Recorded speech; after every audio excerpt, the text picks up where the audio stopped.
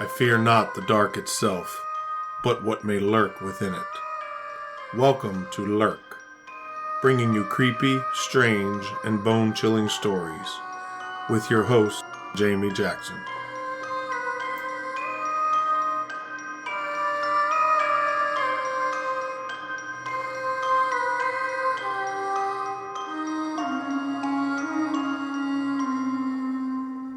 Hey lurkers, welcome to this week's episode. I wasn't sure if I would be able to manage to get this episode released, and it may end up not being as polished as I would normally like it to be, and it might be a little bit shorter than usual, but I wanted to try to get something released on Friday like I usually do. I mentioned in our bonus re-release of the Dennis Martin episode last Friday that things around here have gotten a little bit crazy. We had a family emergency and things are a little hectic and overwhelming in my world. So I'm working hard to get things back on their typical schedule so that I can get episodes released on Fridays like I normally do. Also, I wanted to mention that the top 10 paranormal podcast list for June was released, and Lurk has made it back on the list. We are in the number 4 slot. So, major big thank you to everybody who took the moment to vote. I appreciate it big time. Voting is ongoing all the time, month to month, and you can now vote for us for the month of July. It helps us be seen and brings in more lurkers. And we've had some new lurkers liking the Facebook page and the Instagram, so a big welcome to all of you, and again, thank you. Today we're going to be traveling back to the Appalachian Trail for some more stories of the paranormal from this National Scenic Trail, as it's known. That's the official designation. The Appalachian Trail, or AT, starts on Springer Mountain in the south in Georgia, and it ends in the north at Mount Katahdin in Maine, traveling through 14 states and almost 2,200 miles. We covered some stories from the AT in Georgia in episode 57, and also touched on some of the details of the history of the Appalachians and the trail details. So if you want a little bit more background, check out episode 57 if you haven't already. Now, I didn't plan to have this second release of stories from along the Appalachian Trail in what I refer to as the Haunted Trail, which is research that I did for a book that I have yet to write, basically, which I touched upon in episode 57. But the research is finished. It makes for easy material for a podcast episode, and because life is crazy, I decided we were going to do this, and it seems to be a popular topic, so we're going to run with it. Or hike with it would be the appropriate verbiage. So we're going to continue to travel north from Georgia along the trail.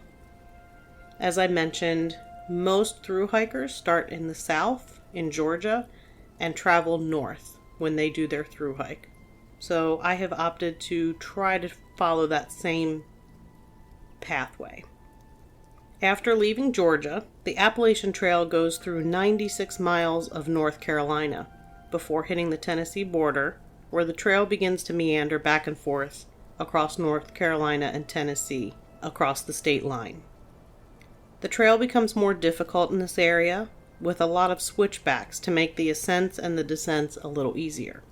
If you're unfamiliar with the term switchback, basically what that is, if you've hiked at all, switchbacks, or even driven on a mountain, switchbacks are where the trail or the road takes constant serpentine curves back and forth. It makes it easier to go up or down, because some people going down hurts more than going up. For me, the going up is the worst part. Going down is not a problem. But they switch back and forth. So for part of it, you're continuously going up, but you can walk straight part of the time, so you're not going straight up. You're kind of meandering up the mountain on switchbacks. About 9 miles after you cross the Georgia state line into North Carolina, you come to Standing Indian Mountain. The mountain stands at an elevation of 5,499 feet and is part of the North Carolina portion of the southern Nantahala Wilderness within the Nantahala National Forest. Standing Indian Mountain is the highest point along the Nantahala River. The Cherokee name for the mountain, and I'm not even going to attempt this because the Cherokee language is harder than Welsh, if you can believe it. For me, anyway. But the meaning of the Cherokee name for the mountain is where the man stood, which brings us to the strange Cherokee legend surrounding this mountain. According to the Cherokee people, many years ago there was once a winged creature that plagued the people living below the mountain. The creature would swoop down from the sky and carry off the Native American children to its cave high in the cliffs. Cherokee people from all across their nation gathered to ask the Great Spirit for help. In the meantime, a warrior was sent to the mountaintop to keep a lookout for the monster. After many days and nights of prayer, a blinding lightning bolt and a tremendously loud clap of thunder came out of the clear sky to shatter the mountain. This killed the winged monster and its offspring. The lightning was so powerful that it destroyed trees and created the bald at the top of the mountain. The warrior who had been keeping watch became terrified of the thunder and lightning, and he abandoned his post. The warrior's cowardice angered the Great Spirit so much that he turned the warrior to stone to make sure he maintained his lookout for eternity. The stone sentinel used to jut out from atop the bald on Standing Indian Mountain. Time and erosion have since caused the rock formation to fall from its watch, but that isn't the end of the sentinel. It's said that you can sometimes see the figure of a Cherokee warrior standing on the bald, keeping watch. In case you're curious, a bald on the top of the mountain is kind of like a meadow. It's a place where there aren't any trees, it's open space. Just 3 miles beyond Standing Indian Mountain lies Beach Gap. A beach gap refers to an area relatively high above sea level that has a forest of beech trees. At 4,460 feet elevation, Beach Gap fits the bill with its beautiful large beaches. It also boasts nice camping areas and a good water source.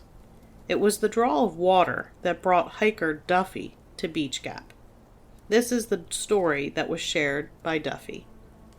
I was getting low on water, and it was hot. I came down into Beach Gap and saw a blue blaze leading off into the rhododendrons, and followed it a few hundred yards to a tiny spring. I filled my bottle, then soaked my bandana and wiped the sweat off my brow. When I returned to where I had dropped my pack, I took off my shoes, put my feet up on my pack, and lay my head back for a rest. A cool breeze whispered through the shade, and as has become my habit, I quickly fell asleep. After a little while, I saw a man standing next to me.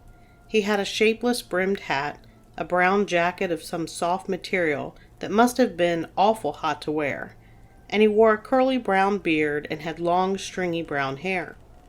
His faded blue eyes were mildly interested as he looked at my pack.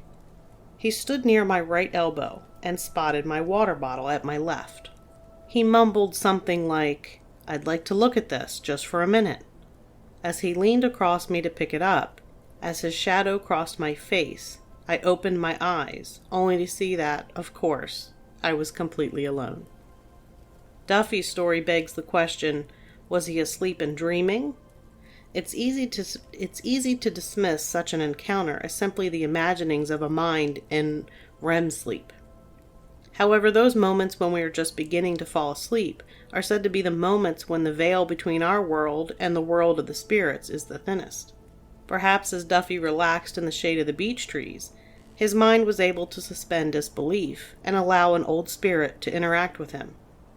Perhaps if you ever find yourself in Beach Gap, keep your mind and your eyes open, and perhaps you can share a moment with an old man in the mountain. Next we come to Weah Gap and Weah Bald. The area of Weah Gap and Weah Bald was once the home of the red wolf. The wolves were plentiful until the 1860s, when a bounty was placed on them, and in 20 years they were completely wiped out. The wolves were so common in the area of North Carolina that the Cherokee named the Gap and the Bald after them. Weah means wolf. The Bald Gap were also the site of a great battle between the Cherokee and Patriot forces in 1776. During the Revolutionary War, the Cherokee people sided with the British. The Cherokee had hoped that the British could regulate the number of white settlers coming into Native American territories. During the war, the Cherokees raided white settlements in Virginia, the Carolinas, and Georgia. In retaliation, the Patriots sent the North Carolina Army, led by General Griffith Rutherford, to attack the Cherokees. The army of 2,400 troops burned crops and villages and stole or killed livestock. In total, 36 Cherokee towns were destroyed. The Cherokees managed to rally in Weah Gap as Rutherford's men advanced. The battle was both brutal and bloody, and Rutherford and his army were able to beat back the Cherokee warriors. As it seems to be with most battlefields, the bloodshed seems to have left things behind. When you're hiking in the area, you may be startled by a disembodied Cherokee war cry, or you might hear the sounds of battle. Others might catch a glimpse of a Cherokee warrior moving amongst the trees, and at the end of the day, when the sun has slipped down behind the hills, you might hear the moaning of the injured and dying echoing through the woods. In the area known as Burningtown Gap, there was once an ancient Cherokee village. During the Revolutionary War, General Rutherford was sent to attack the Cherokee, as I mentioned, in retaliation for the Cherokee raids on the white settlements. Rutherford ordered his men to burn every house, trample crops, seize or kill livestock, and kill any Cherokee who fought back. His army took prisoners to sell as slaves, scalped some, and shot and killed others. At the Burningtown Gap settlement, Rutherford's men trapped a group of Cherokee women in a house, set the house on fire, and burned the women alive. General Rutherford's raids also caused long-term problems. Many of the Cherokees starved to death.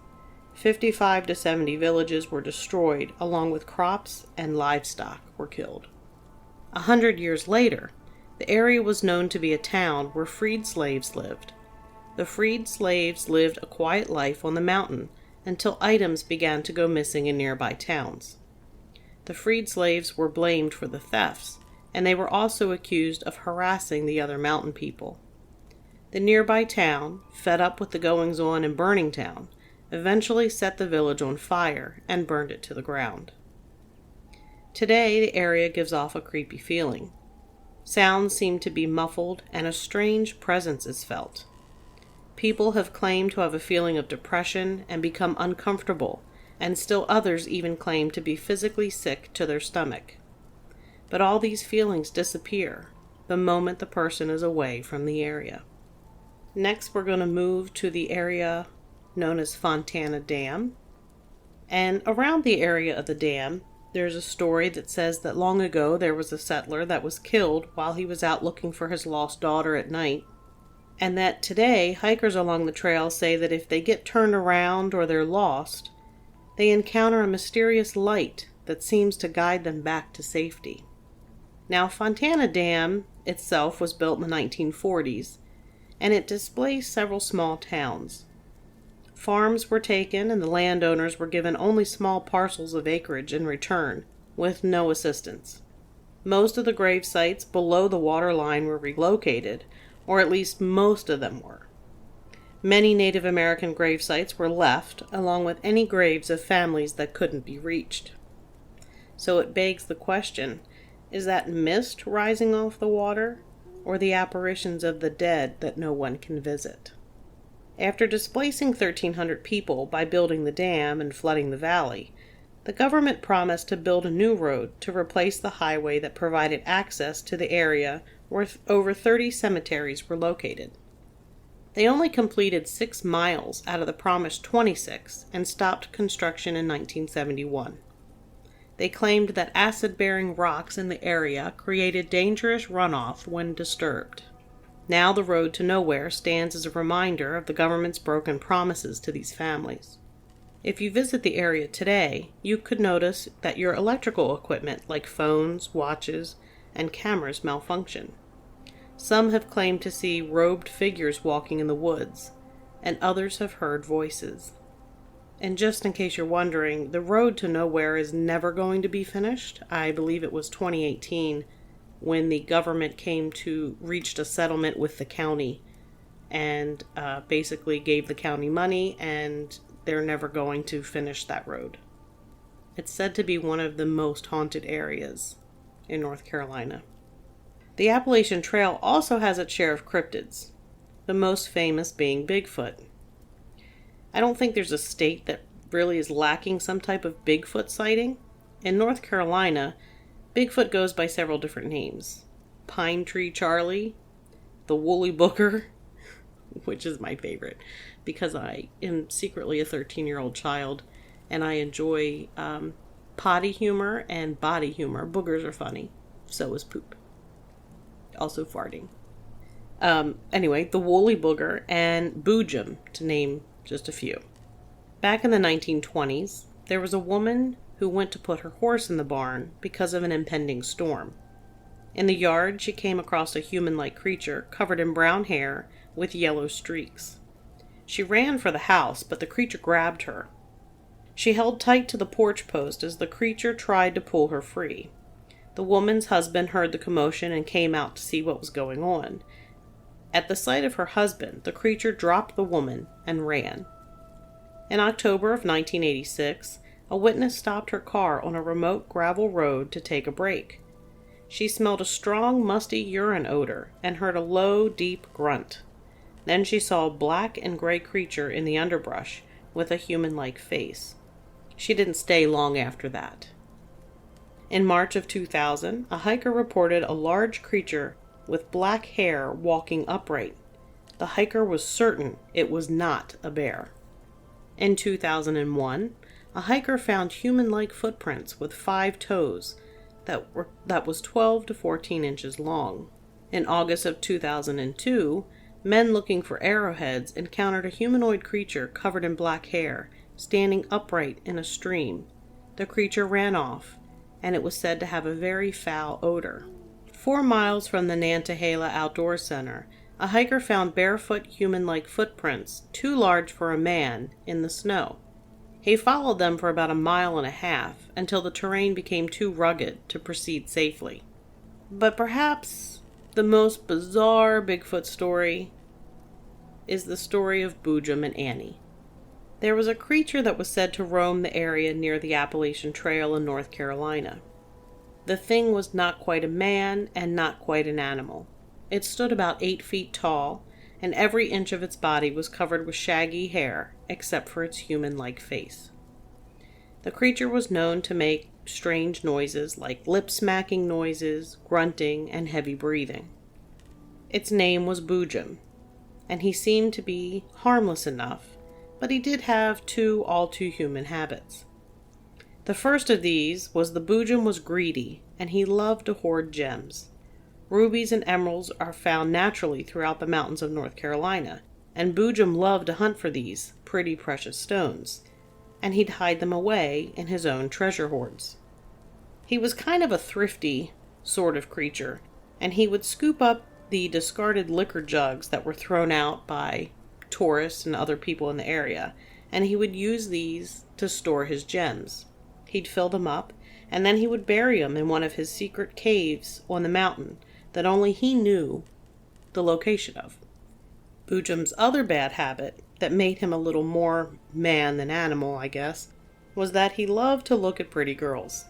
It wasn't unusual back in those days for a young lady who wanted to have a bath. She might head off to the woods to find a secluded pond or waterfall, and there, away from other human eyes, she could strip down to her birthday suit and get herself clean. But Boojum seemed to have some kind of sense about what was going on, and a young woman enjoying herself in the water would often hear a rustle in the bushes and look up to see his hairy face peering down at her. That's a big old dose of nope. Now, most of these girls would quickly gather up their clothes and run off back home as soon as they saw him, but one young woman named Annie was braver than most, or more stupid, depending on how you want to look at it. One day when Annie was bathing in a stream deep in the balsam trees, she looked up and saw Boojum staring down at her. But Annie didn't run. In fact, she looked into Boojum's sorrowful eyes and saw that above all else, he was just another lonely soul living on the mountain. Annie fell in love with those sad eyes, and she fell in love with Boojum, and she left her home and her family to go live with Boojum deep in the mountain woods as his wife. As much as Boojum loved Annie, and as much as Annie loved Boojum, Boojum still hung on to his love of jewels. On certain nights, he would leave his bride alone and go searching for jewels on the mountain. Annie, who would grow lonely, would go out in search of Boojum, and she developed a peculiar holler, something that sounded like a cross between a monkey and a hooting owl, that she would use to call out to Boojum. Boojum would use the same cry to call back to her, and eventually the two calls would come closer together until they were able to come together on the hills. Annie and Boojum calling to each other was often heard by hikers in the woods. Folklorist John Paris, who said that Annie's owl-like holler was the source of the term hootin' Annie, because it's a hootin' Annie, and it got shortened to hootin' Annie, which appeared in the language around the turn of the 20th century, and meant any kind of party or get-together. It was in the 1960s, when the term was introduced to the wider public by Pete Seeger and Woody Guthrie, that it came to mean specifically a gathering of folk musicians. It may be that Annie and Boojum had children, for occasionally, even to this day, a shaggy ape-like creature is seen in the balsam groves of North Carolina. It's also said that there are still jugs of gems buried in the North Carolina mountains. In addition to Bigfoot, and I believe wholeheartedly that Bigfoot uses the Appalachian Mountains as a migration path. And I think that's why there's a lot of sightings along the Appalachian Trail, because I can guarantee you're going to hear about more accounts of Bigfoot along the trail as I share different stories over time from the haunted trail. But in addition to Bigfoot, there's also a water monster that is said to live in the waters of the French Broad River near Fontana Dam. The Cherokee said that it is a large fish, large enough to swallow a man whole. They refer to this as the Dackway. And I looked up the pronunciation, so hopefully it's correct. There is a legend that the Dackway knocked the bottom of a canoe of a warrior and sent the warrior over the side of the boat. Dackway swallowed the man whole, but the warrior was not dead in the belly of the fish, and he managed to escape by cutting a hole in the fish's belly. Dackway did not die, but he never swam near the surface again and stayed on the bottom. While this might seem like a far-fetched tale, many divers and others claim to have seen catfish as large as VW bugs in various rivers. Two locations that come to mind are the Ohio River, and I believe divers who were diving in the area of the Silver Bridge in Point Pleasant after it collapsed, which you can hear about in the Mothman episode, which was the very first episode that we did. They reported fish that were the size of VW bugs, if I remember correctly. And then in Pennsylvania, in an area called Kinzua Dam, there's also a creature, a large fish-like creature, possibly a catfish, that is said to be big enough to swallow a man whole. It's actually not that far-fetched at all. Watch the show River Monsters. You'll see. There's another story from the area of the French Broad River. In the area of the French Broad River in North Carolina, there were two brothers who were out hunting. The game was plentiful, so they decided to stay and hunt raccoon into the night. They ate by the light of their campfire and planned to leave at first light in the early morning hours. They ate by the light of their campfire and planned to leave at first light. In the early morning hours, they woke shivering. The fire was out and cold, and there was an unnerving silence, no nature sounds. The hunting dogs cowered, and the pack horses were restless. They saw a red wolf on the banks of the river, then it trotted off. Within moments, they were surrounded by the Catawba and Cherokee battling. The two brothers fired their weapons, trying to keep the Indians away, but the battle raged on. It was as if they had slipped through some time shift and were witnessing the battle from the past. And just as quickly as it started, the battle stopped. Also along the French Broad River, at Painted Rock, near where the Appalachian Trail crosses the waterway, it was named for the pictographs that are located in that area, there lives a mermaid-like creature. Men who camp there talk about strange dreams of a beautiful Cherokee woman who wakes them with a song. Each night she wakes them earlier, until, eventually exhausted, the man pitches his tent at a deep pool. The voice, louder, comes from the pool, and as he bends to look into the water, he sees a woman just beneath the surface. If the man is tempted and reaches out to the woman, the beautiful woman becomes a scaled creature, and she grabs him and pulls him under to his death. And on that note, that's going to do it for this episode of Lurk. You can find Lurk episodes on your favorite podcast platform or at lurkpodcast.com. On the website, you can also find links to our social media pages and our YouTube channel. We also have merchandise available at lurkpodcastmerch.com. There are several different t-shirt and hoodie designed options. I am still planning on being at the Bigfoot Convention in Staunton, Virginia on June 18th.